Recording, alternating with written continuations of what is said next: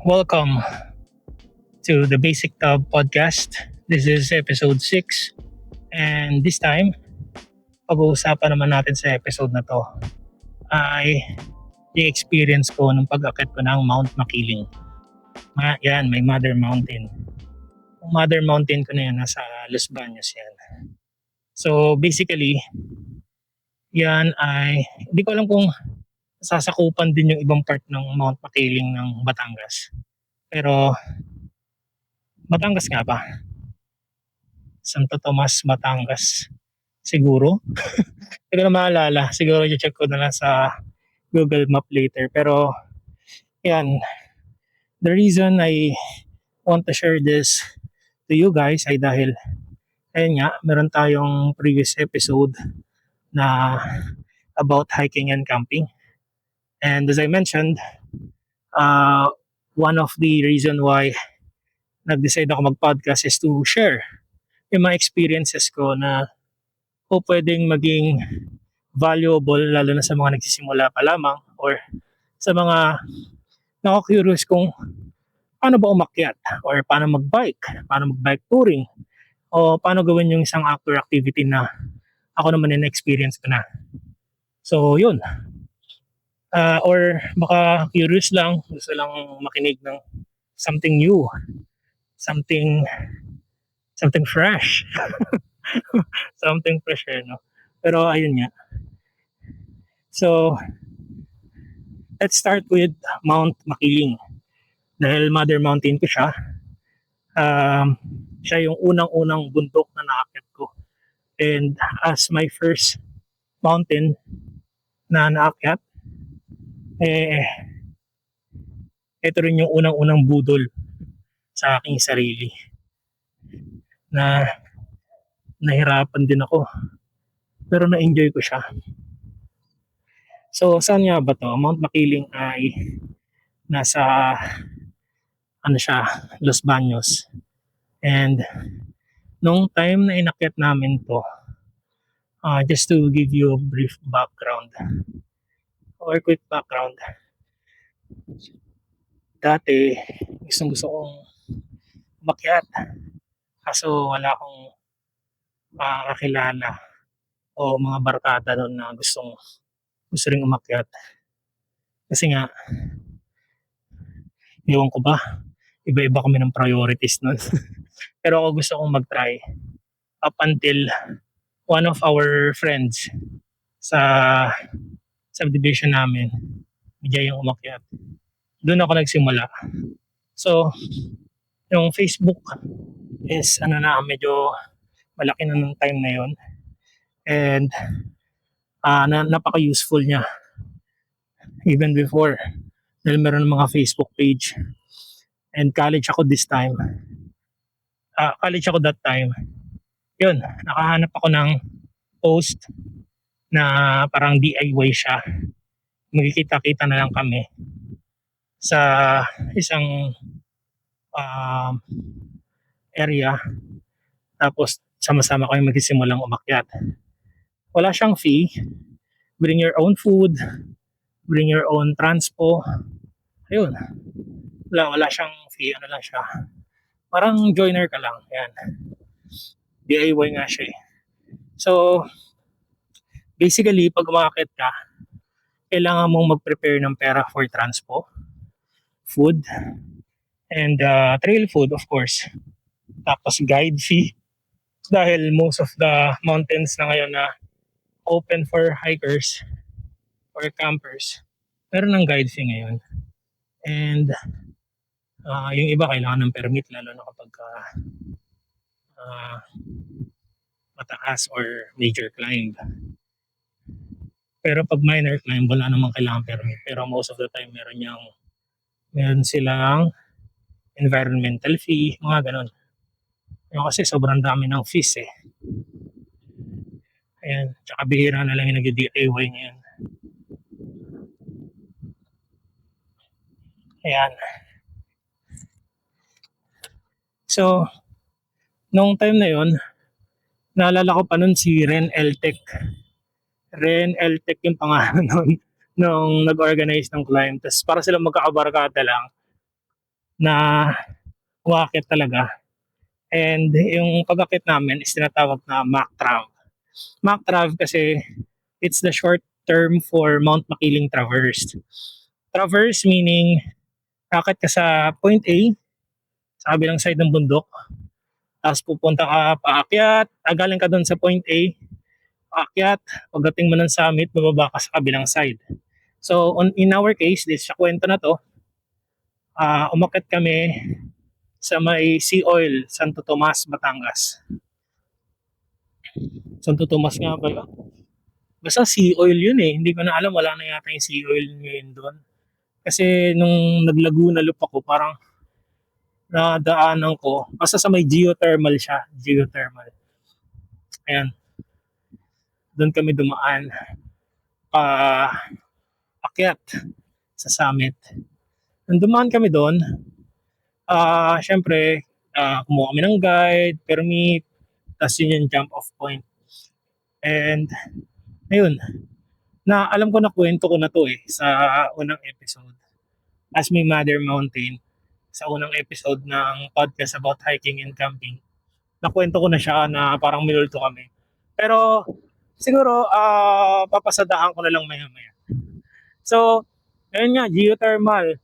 Tapos, ang ginagawa lang namin nun is, syempre, lakad. Tapos, naalala ko, meron pa kami mga biro-biroan nun eh, na parang, meron daw nagtitinda ng palitaw sa taas ng bundok na nakamotor. Pero syempre, hindi na kaya ng motor doon kasi medyo bato-bato, tsaka trail siya eh. So, mahirapan yung mga motor nun na umakyat. Parang biro-biroan lang. Tapos, yun naman kasi sa mga hikers, meron mga ganong biro na parang, malapit na, merong McDo dun sa taas. Ganon, para hindi ma-demotivate, tsaka bumaba yung moral ng mga kasamahan. May mga ganong scene or parts ng pag-akyat na nangyayari. So, ang kailangan mong expect is merong kanya-kanyang stations yan. So, stations meaning may mga areas kung saan nakalagay doon kung ilan na yung naakyat nyo, kung gaano nakataas yung naakyat nyo, kung ilang kilometers na ba yung nalalakad nyo or na-hike nyo. So, just to give you a context, ang Mount Makiling ay 4/9 trail class, meaning to say it's a minor climb. Meron kasi kanya-kanyang trail class yan. Siyempre 9/9 yung pinakamahirap, which is like, ano ba, Mount Giting-Giting, yan. Hindi ko alam kung 9/9 bang Mount Halcon, pero isa yun sa mga proud na proud akong naakyat ko na major climb. Yan, Mount Halcon. Tapos, Mount Makiling is 4/9 trail class na minor climb. And it requires 5 to 7 hours of trekking to reach peak number 2. Meron kasi kanya-kanyang peak yun eh. Ibig sabihin, hindi lang iisa yung summit, marami siyang peak. Hindi ko na maalala kung anong peak yung nadaanan namin, pero dahil traverse, most likely lahat ata ng peak na kung anong meron yung Mount Makiling is na akyat ko na. Yan. Kagandahan pa nung akyat namin na yun, since para silang mga magkakabarkada lang sila Sir Ren Eltec. Ano siya, meron silang dalang DSLR camera. Tapos, yun, napicturean nila kami isa-isa. Tapos, doon ko nakilala yung ibang mga naakyat din na mga naging kaibigan natin and nakasama natin sa ibang mga sumunod na akyat. Ayan. Pero ang nag-iisang tropa na nagyaya sa akin noon is si Ivan. Yan. Shout out kay Ivan. Ayan, wala na siya dito sa Pinas eh. Pero ayun, siya talaga yung unang nagyaya. Tapos parang sinabayan ako sa trip ko. And then doon sa akit na yun, nakilala ko si Wayson. Ayan. Shout out sa iyo, Wayson. Ayan. Hanggang ngayon naman, mga tropa pa rin, pero parang hindi yata masyadong naakit si Wayson eh. Pero ako, akit-akit pa rin. Ay, akit-akit. Bike-bike na lang muna pala. Yan. Pero minsan nagkakaanuhan kami, may nagkakabatian sa Facebook. Ayan. So, ayun, 5 to 7 hours daw. And nung time na yun, ang naaalala ko is masarap mag-overnight sana doon. Yun nga lang, that time ano lang day tour lang kami or day hike lang. Meaning to say, aakyat ka, baba ka within the day lang. So, kahit abutin man ng ng 24 hours or what, if it's day hike, ibig sabihin hindi kayo mag stay o matutulog dun sa kung saan man sa bundok. So, dire-diretso lang yung lakad namin nun. Naalala ko nun, hindi naman ako talagang totally nahirapan pero sobrang haba nung lakaran. So inabot din kami ng gabi. Tapos dense yung yung bundok. Like talagang marami kang maririnig na mga ibon. Tapos mga kulisap yan. Ano lang, usual talaga na expect mo sa forest. Isa pa sa mga dapat mong expect is yung limatic. Limatic is siya, leech siya na makikita mo talaga sa mga nakikita mo sa mga forest or dense forest. And kapag malimatic, ibig sabihin, kailangan mong mag-prepare for that para hindi ka magkaroon ng limatic sa katawan. Like, makagat and makuhaan ng dugo. Although hindi naman sila ganun ka-dangerous, pero parang hindi lang maganda sa feeling kapag alam mo merong kumukuha ng dugo mo na insekto, di ba?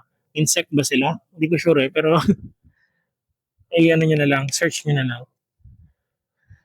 It's a kind of leech.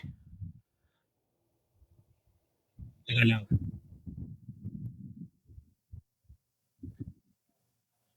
Ayan. So, normally, ang ginagawa ko dyan kapag merong mga limatic yung mga bundok na nakita namin, naka ako niyan, naka trekking pants, hindi ako nag-shorts. Kasi para masarado ko yung laylayan ng trekking pants. And at the same time, naka arm sleeves din ako niyan. Pero nung time na yun, ang suot-suot ko ay long sleeve na cotton. Dahil wala pa akong kaalam-alam nun eh. Unang bundok ko yun and wala pa akong masyadong alam. Pero ang ginawa ko, bumili ako ng sapatos na pang hiking. New Balance. New Balance sa sapatos yung ko nun. Yung binili ko noon, nasira din after nun kasi nabasa. Parang umulan din ata nung time na yun pero hindi naman malakas. Tapos, ayun, hindi naman ganun kahirap yung MacTrav. It's just that may mga section na matarik talaga, may mga steep ascents wherein may mga lubid na kailangan mong hawakan. Ayan. Kasama rin pala namin doon yung kapatid ni Ivan. So, magkapatid sila. So, ayun. Ang sarap lang sa feeling na maalala yung namin. So, ayun nga. Ito. Kailangan kong bilisan yung pace ko. Kasi, alauna na eh. Tapos, 2:00 may pasok ako. Kailangan ko maka 20 kilometers na ride para naman maayos-ayos. So, siguro mga 1:30 makakauwi na ako. Ayan, nakaka 10 kilometers na ako eh. 2 ikot lang. So, kailangan ko bilisan yung pace ko habang nagkukwento. So, yun, going back. Doon sa MacTrav,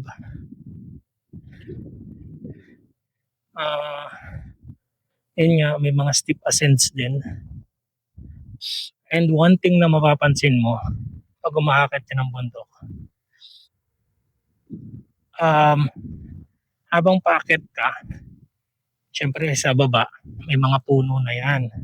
Pero madadaanan mo puro mga talahib, kung hindi talahib, mga kawayan, kaya mga puno na ano.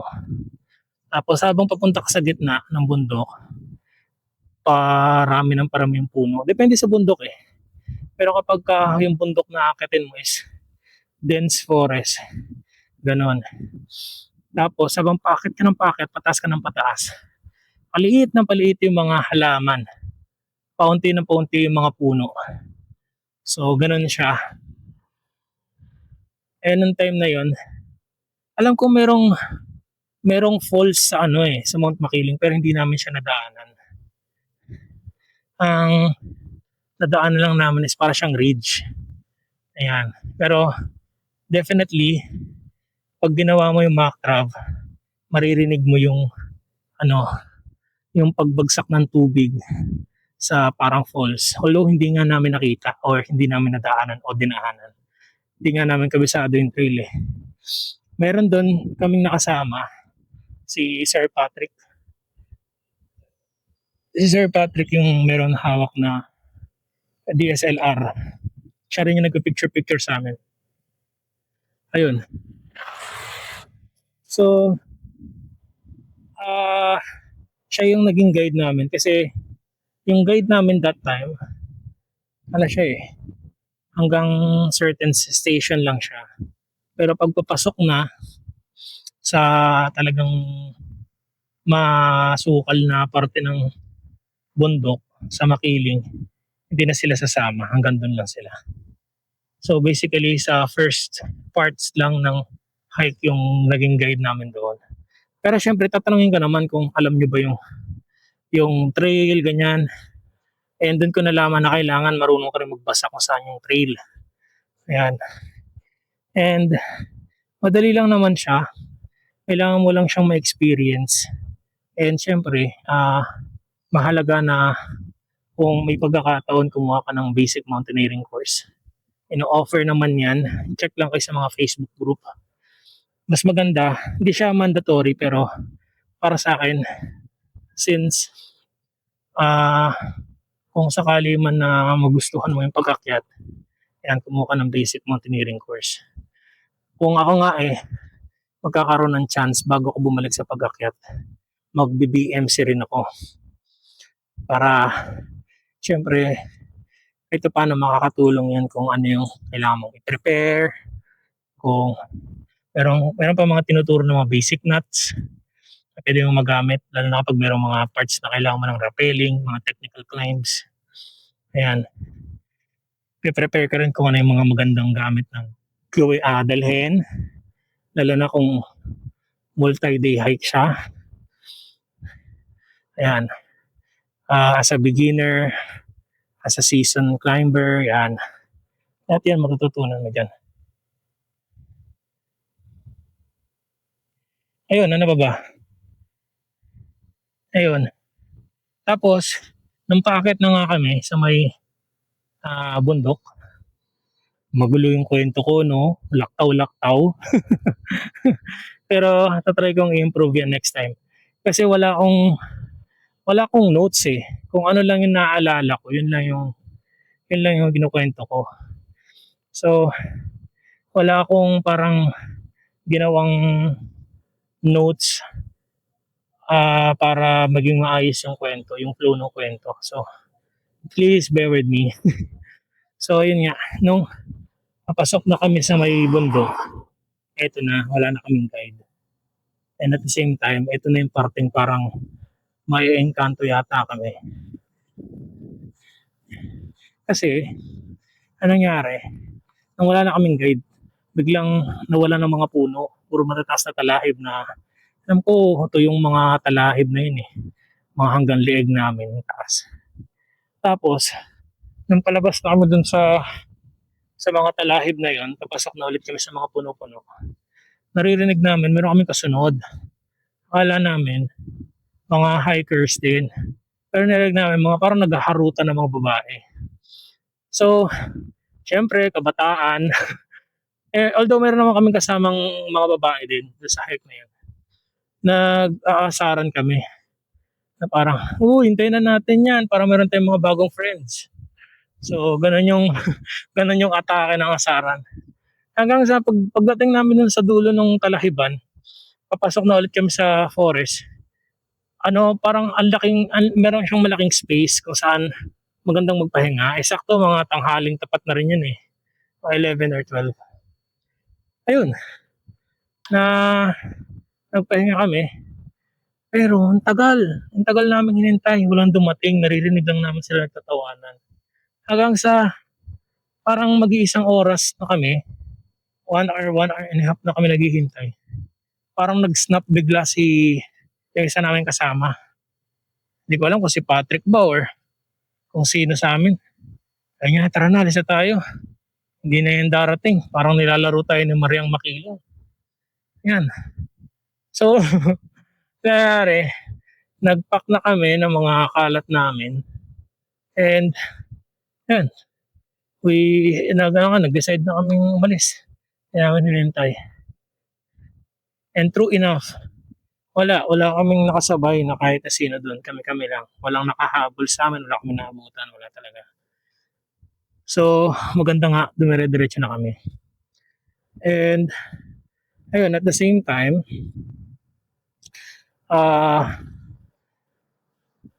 doon ko na-experience yung talagang trail ni Makiling, ng Mactrab. May parang mga ligaw na mga trail.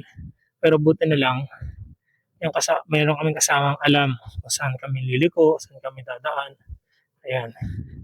To be honest, wala siyang magandang view na summit. Walang magandang view yung summit ng Mount Makiling that time. I'm not sure ngayon.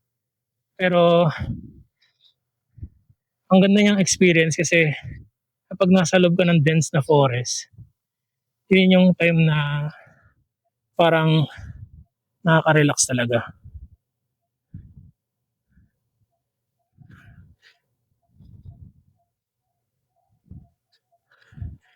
Sayang walang camera.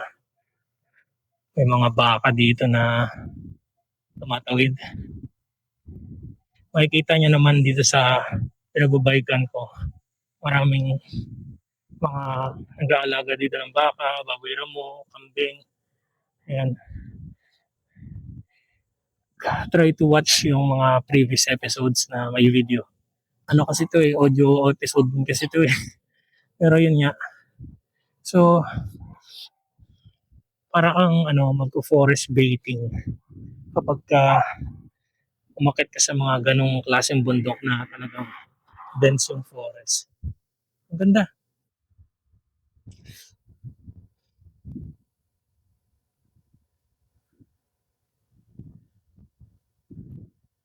Ayan. Tapos,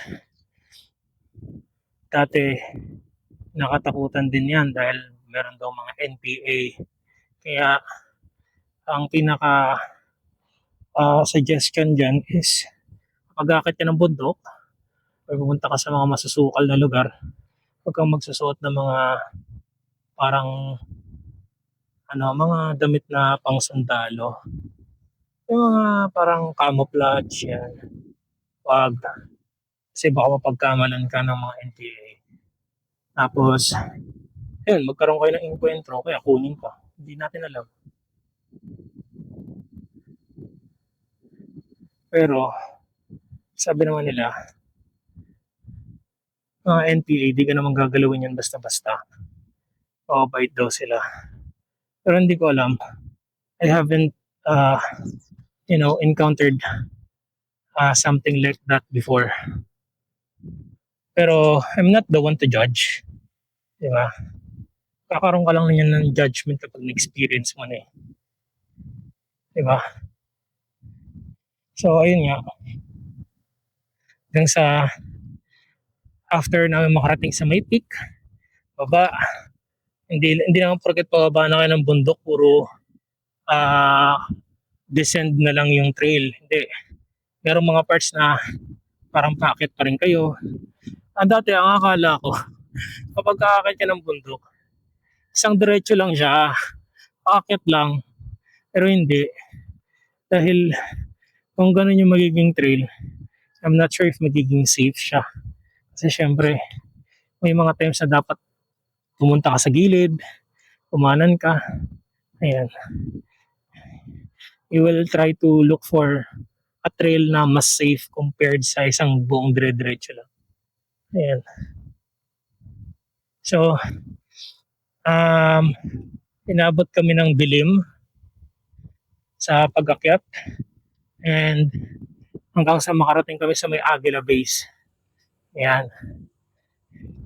Yung Aguila Base ngayon is yung teka. Ayun, yung Aguila Base na yun is a base camp sa Makiling na part na siya ng UPLB. So dati hindi pa yung sementado and merong mga parts doon na or mga stations doon na may iba't ibang mga bagay kayong pwedeng ma-experience like yung uh, mud baiting. Alimutan ko ng tawag doon. Basta para siyang volcanic mud na pwede kang maligo doon. Ayan. Those are one of the things that you can experience when going to Aguila Base. Pero nung nag-backtrack kami, kasi from summit, pababa kami sa Aguila Base and hindi pa nga siya, hindi pa siya kompleto. Hindi pa siya sementado, I mean. So, ayun. Hindi pa siya sementado. Sobrang hirap. So, siguro mga nakalahati naman yung Aguila Base. And dahil gabi na rin, and sobrang pagod na, masakit na yung paa, ginawa namin, kumuha kami ng habal-habal pababa. Ayan. Pero halos nakalahati na namin yan yung Aguila Base. Ngayon naman, just to give you an update, ngayon, pwede na kayo pumunta doon sa Mount Pakiling, umakyat. Pero mas maganda pag magsimula kayo dun sa UPLB. So from UPLB, start kayo ng trail dun sa may guard kung saan paakyat ng Aguila Base. Sementado na yun lahat. Nakakapag-bike na kami hanggang dun sa Aguila Base. Tapos, from Aguila Base, dun na magsimula yung trail talaga. As in, hindi pa yung sementado. Hanggang sa peak number 2. Ayan. So, yun yung update. So, minsan naiisip ko, dahil nag-bike ako, pwede kong dalhin yung bike paakyat. And then, iwanan ko na lang dun sa Aguila Base yung, kasi may mga nagtitinda dun eh. Pwede kong iwan dun yung bike and then, akyat na lang ng nakapa, ng mag-trek na lang, paakyat sa peak and then baba. Tapos bike ulit pa uwi. So that's something in my mind na pwede kong gawin in the future para mabalikan ko lang yung Mount Makiling. Pero hindi pa siguro ngayon kasi marami pa akong parang priorities na kailangang unahin. At those are just one of those things na gusto kong magawa in the future. And kailangan ko pa rin magpalakas. Dahil hindi ako nagiging consistent lately sa pagbabike. Dahil nga, ang dami kong gustong gawin sa buhay and ino-organize ko siya kung paano ko sila maisa sa buhay. Yun ang kailangan dun.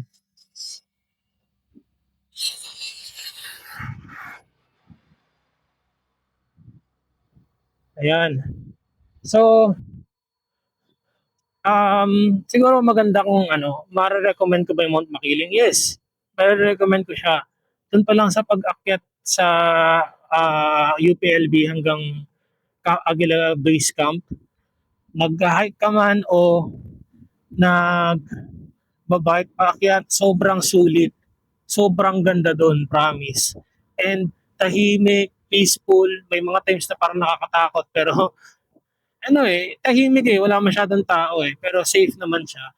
And may mga tindahan doon na pwede mong bilhan ng pagkain. Pero mas maganda pa rin kung aakyat ka, always prepare trail food, and siyempre maayos sa sapatos. I would recommend na mag-shoes. Although merong iba na talagang prefer na mag-sandals, pero sa akin kasi mas maganda shoes dahil kung trail at trail lang din yung dadaanan mo, siyempre may mga parts na or may mga times na na-experience ko, meron kang madadaanan ng mga malumot at saka iba pa rin kasi yung traction at saka safety na may bibigay ng sapatos pagdating sa hiking. Lalo na yung mga closed shoes. Kasi may mga times na nag-sandals ako tapos tumama yung hinlalaki dun sa nakausling putol na ugat. So, ayun, muntik na mamatay yung kuko ko pero buti naman nasalba ko pa. Those are just some instances na pwede mangyari. Kaya I would recommend na mas maganda kung mag-sandals ka man, at least merong yung closed yung sa parte ng mga daliri ng paa. Ayun lang, parang it's something na parang mas gusto kong i-recommend if nagsisimula ka pa lang. Pero kanya-kanya naman tayong preferences and you have the freedom to select what you want. Okay? So, ayun, marirecommend ko ba? Yes, sobrang recommended ko rin siya dahil ako mismo gusto ko rin bumalik ulit doon. And babalikan ko ba siya? Yes, of course. Kakasabi ko lang, babalikan ko siya as much as possible pero hindi pa sa ngayon. Pero soon, probably soon. And ano pa ba? Hindi ko pa alam kung magkano magiging gastos pero siguro I'll give a feedback or create an episode once natapos ko yung pag-akyat ko na yon. Tignan natin kung magkano na gastos, kung paano ba yung naging setup, and ayun. Siguro sa mga rides, um, mas maganda ang gagawin ko. Gagawa ko ng vlog, i-upload ko sa YouTube channel ko, and then gagawa tayo ng episode to give you a recap and to give you further information kung ano yung mga nangyari, naging preparation, nagastos, and highlight ng part na yon, ng ride na yon or ng hike na yon. So, yun, magandang bagay yun. Lalo na naghahabol ako ng mga kailangan kong i-edit from the previous year or last year ng mga rides na hindi ko pa na-edit hanggang ngayon. So, I guess that's it. Thank you sa pakikinig. Again, if you want to support me, you can give a donation on my GCash. Or you can just simply subscribe or follow me on YouTube or Spotify. And yan, marami pa akong pwedeng i-share sa inyo. I will try my best to improve yung way ng storytelling and of course, yung mga info na may bibigay pa sa inyo. Again, this is Mac and this is Basic Tab. Kita-kits sa susunod. Bayou. Bayou. Oopsie. Putulan pa ako ng chain. Bayou.